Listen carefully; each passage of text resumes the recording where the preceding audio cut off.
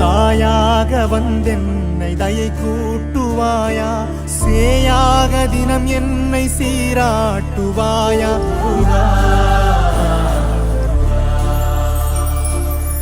உலகைக்குள் வாழும் தமிழ் நெஞ்சங்களுக்கு உங்கள் செல்வ கார்த்திக்கு அன்பு கலந்த வணக்கங்கள். 2025 மார்ச் மாதம் கிட்டத்தட்ட பார்த்தீங்கன்னா இந்த ஒரு மாதத்தில் முக்கியமான நிகழ்வு அப்படின்னா நீங்கள் டைட்டில் பார்த்துருப்பீங்க, திரிகிரகம்.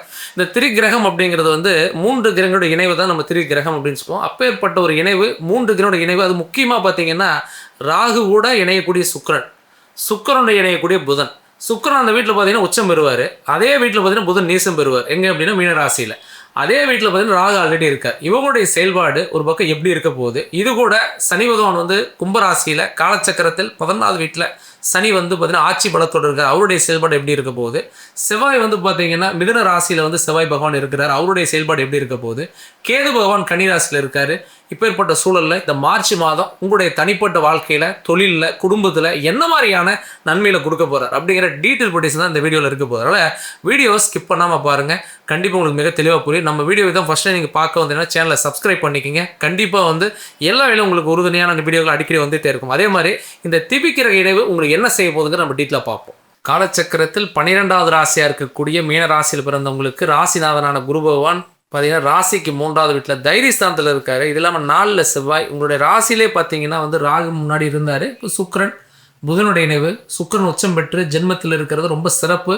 12ல் சனி, விரையச்சனி, 7ரை சனியில் வந்து பார்த்தீங்கன்னா விரையச்சனி இப்போ கிட்டத்தட்ட மார்ச் 29 முடிஞ்சு ஜென்ம சனி வேறு ஆரம்பிக்க போகுது.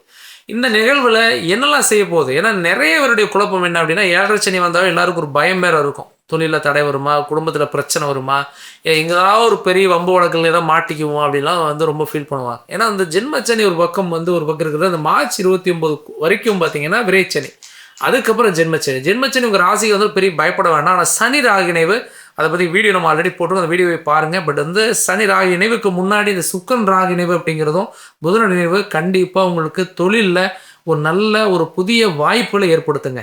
பிஸ்னஸில் ஒரு நல்ல லாபகரமான ஒரு சூழலை ஏற்படுத்தும். அதே மாதிரி ரொம்ப நாள் வந்து பணம் வரல, ப்ராஜெக்ட் கிடைக்கல, ரொம்ப நாள் வந்து ஒரு காரியத்தை செய்ய முடியலன்னு வருத்தப்பட்டீங்கன்னா இந்த டைம், இந்த மந்தில் கண்டிப்பாக அதை பண்ணுறதுக்கான ஒரு வழியும் பிறக்கும், உங்களுக்கு ஒரு வேகம் பிறக்கும். இன்றைக்கெல்லாம் முன்னாடிலாம் பார்த்தீங்கன்னா ஒரு 10 வேலையை ஒத்தாள் செஞ்சீங்க, இன்றைக்கி உங்கள் வேலையை உங்களால் செய்ய முடியல, ஒரு மாதிரி தோய்வு இருக்குது, பயம் இருக்குது, ஒரு எல்லா காரியங்களையும் ஒரு ஸ்ட்ரகிள் பண்ணி தான் ஒரு விஷயத்தை பண்ணுறீங்க. அந்த ஸ்ட்ரகிள் இல்லாத ஒரு அஸ்திவாரத்தை பலப்படுத்தக்கூடிய ஒரு மாதம் தான் இந்த மாதம். அப்போ இந்த மாதிரி எல்லாமே சரியாயிருமானா இல்லை, ஆனால் உங்களுடைய வாய்ப்புகளை அதிகப்படுத்துறதுக்கான ஒரு நல்ல நேரங்க. பிஸ்னஸை பொறுத்த வரைக்கும் நல்லா இருக்குது, பயன்படுத்திங்க. அதே அளவுக்கு தான் உங்களோட வேலையிலையும் சரி. இன்றைக்கி வந்து வேலை இழந்து காணப்படக்கூடியவங்களையும் நிறைய பேர் பார்க்குறோம், வேலையில் இருந்தும் நிம்மதி இல்லாமல் இருக்கவங்களையும் நம்ம பார்க்குறோம். ஒரு சிலர் வந்து வேலை எப்போங்க விடுறது, எனக்கு நல்ல டைம் சொல்லுங்கள் அப்படின்னு கேட்குறவங்களையும் நம்ம பார்க்குறோம். இன்றைக்கி ஏன் அந்த கேள்வி நம்ம கேட்குறப்போ, என்னங்க இதனால் வேலை விடுறீங்க நம்ம கேட்டோம்னா பதில் சொல்லக்கூடியவங்க என்னென்னா, சார் ரொம்ப வேலையில் பிரச்சனையாக இருக்குது, வேலை ரொம்ப டென்ஷனாக இருக்குதுங்க, என்னால் அந்த இடத்துல வேலையே செய்ய முடியலன்னு சொல்லுவாங்க. பட் அதுக்கு முன்னாடி எங்க வேலை மாறினீங்க, அந்த கம்பெனி எப்படி இருந்துச்சு, ஆமாங்க அதை விட இருந்துச்சு.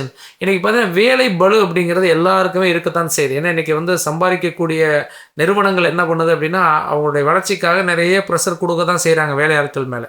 ஆனால் பட் என்னென்னா நம்ம நேரம் நல்லா இருந்துச்சுங்களா ஒரு சுமூகமாக போகும், சம்பள உயர்வு அதிகமாகும், ஒரு மாதிரி ஃபீஸ்ஃபுல்லாக கொண்டு போயிடும். நமக்கு சரியில்லாத பொழுது அந்த அழுத்தங்கள் நமக்கு அதிகமாகிட்டே இருக்கும். அந்த இதுதான் இந்த நேரம். அப்போ இந்த வேலை பளு கண்டிப்பாக கொஞ்சம் கொஞ்சமாக கம்மியாகவும், ஒன்றும் வருத்தப்பட வேண்டாம். வேலை மாறுதல், வேலை பளு காரணமாக விடுறதா இருந்தால் வேண்டாம்.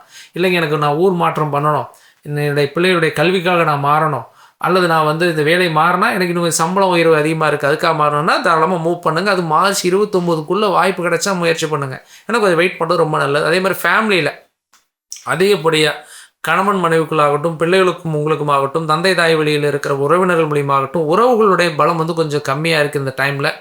உறவுகள் வந்து பலம் கம்மியாகச்சுனாவே பிரச்சனைகள் உருவாயிரும். ஏன்னா 4ல் செவ்வாய், தேவையில்லாத வீண் வாக்குவாதங்கள், வம்பு வழக்குகள், பிரச்சனை. 2 கூடைய அதிபதி செவ்வாய் வந்து 4ஆம் அதிபதியான புதன் ராசியிலே நீசம் அப்படிங்கிறதுனால இந்த உறவுக்குள்ளான பிரச்சனை, தாய் வழி உறவுக்குள்ளான பிரச்சனை அதிகரிக்கலாம், பூர்வீக சொத்தில் வெள்ளங்கள் அதிகரிக்கலாம், தேவையில்லாத வந்து பார்த்திங்கன்னா மனக்கசப்பு, மனசங்கடங்கள் உருவாகலாம். அப்படிங்கிறதுனால உறவுகளில் விட்டு கொடுத்து போங்க. புதிய விஷயங்கள் வந்து பண்ணணும்னு நினைக்கிறவங்க வீட்டில் கருத்து கேட்டு பண்ணுங்கள். அதே மாதிரி வண்டி வாகனங்கள் வாங்கணும்னு நினைக்கிறவங்க, கல்யாண பேச்சுவார்த்தை இருக்குன்னு நினைக்கிறவங்க, வீடு கட்டணும்னு நினைக்கிறவங்க கண்டிப்பாக இந்த காலகட்டங்களில் ரொம்ப பிளான் பண்ணி பண்ணுறதா பண்ணலாம். ரொம்ப எதுவுமே யோசிக்காமல் ஏதாவது கடனை வாங்கி பண்ணலாம் அப்படிங்கிற மாதிரி கண்ணக்கட்டை விட்ட மாதிரி காட்டில் இறங்கிடக்கூடாது. ஏன்னா அடுத்து ஜென்மச்செல்லாம் வரப்போகுது. அப்போ நம்ம நிதானத்தோட ஒவ்வொரு விஷயத்தையும் யோசனை பண்ணி திட்டமிடலும் நீங்கள் இந்த காலத்தை யூஸ் பண்ணிக்கலாம். அதே மாதிரி படிக்கக்கூடிய மாணவருடைய கல்வியில் முக்கியத்துவம் கொடுக்கணும். கல்வி சார்ந்த விஷயங்களில் கொஞ்சம் ஒரு தோய்வு இருக்கும் அப்படிங்கிறதுனால பசங்களுடைய கல்விக்கு முக்கியத்துவம் கொடுங்க. அவங்க ஏதோ படிக்கிறாங்க போகிறாங்க, நம்ம பீஸை கட்டியாச்சு ஸ்கூல் அனுப்பிச்சாச்சுன்னு இல்லாமல் அவங்களுடைய கருத்து, அவங்களுடைய என்ன பண்ணுறாங்க ஏது பண்ணுறாங்க அவங்க என்ன போயிட்டுருக்காங்கிறத கொஞ்சம் வரையறை பண்ணணும். நீங்கள் அதையும் கொஞ்சம் பார்த்துக்குங்க. மற்றபடி பார்த்தீங்கன்னா இந்த டைமில் ரொம்ப கவனிக்கக்கூடிய விஷயங்கள் வந்து வயிறு சம்மந்தப்பட்ட உபாதைகள், நரம்பு சம்மந்தப்பட்ட பிரச்சனைகள் கொஞ்சம் வரலாம் அப்படின்னாலும் அதில் கொஞ்சம் கேர்ஃபுல்லாக இருக்கணும்.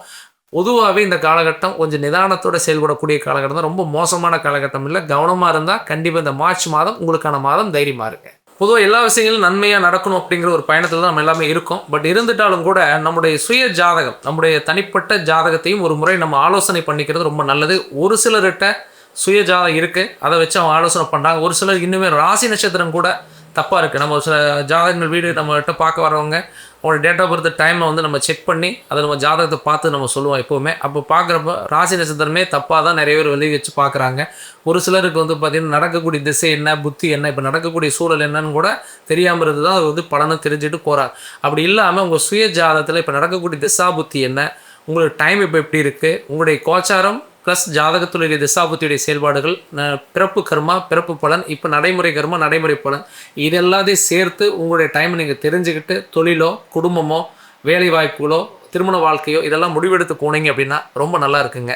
அதனால் நீங்கள் என்ன செய்யணும் அப்படின்னா உங்கள் சுய ஜாதகம் ஃபஸ்ட்டு தப்பாக இருக்கா ரைட்டாக இருக்கா, அல்லது சரியாக இருந்தால் அதை எப்படி முறையில் நமக்கு என்ன மாதிரி நேரம் நமக்கு நல்ல நேரம் வரும் அப்படிங்கிறத தெரிஞ்சுக்கிட்டு அதுக்கு தகுந்த மாதிரி பயணமாக இருந்தால் இன்னும் பெட்டராக இருக்கும். அது கூட இப்போ நம்ம சொல்லக்கூடிய இந்த பலன்களையும் நீங்கள் கேட்டு அதுக்கு தகுந்த மாதிரி பிளான் பண்ணிங்கன்னா இன்னும் ரொம்ப பெட்டராக இருக்கும். அதனால் ஒரு சுய ஜாதகம் உங்களுடைய தெரிஞ்ச அஸ்ட்ராலஜிட்ட கன்சிடர் பண்ணுங்கள். அப்படி இல்லைன்னா நம்ம மூலியமாக ஜாதகம் பார்க்கணும்னு நினச்சிங்கனாலும் கூட நம்ம ஆஃபீஸ் வந்து கோயம்புத்தூரில் ராமநாதபுரம் ஜிம் ஆஸ்பத்திரி பக்கத்தில் தான் நம்முடைய ஆஃபீஸ் இருக்குது.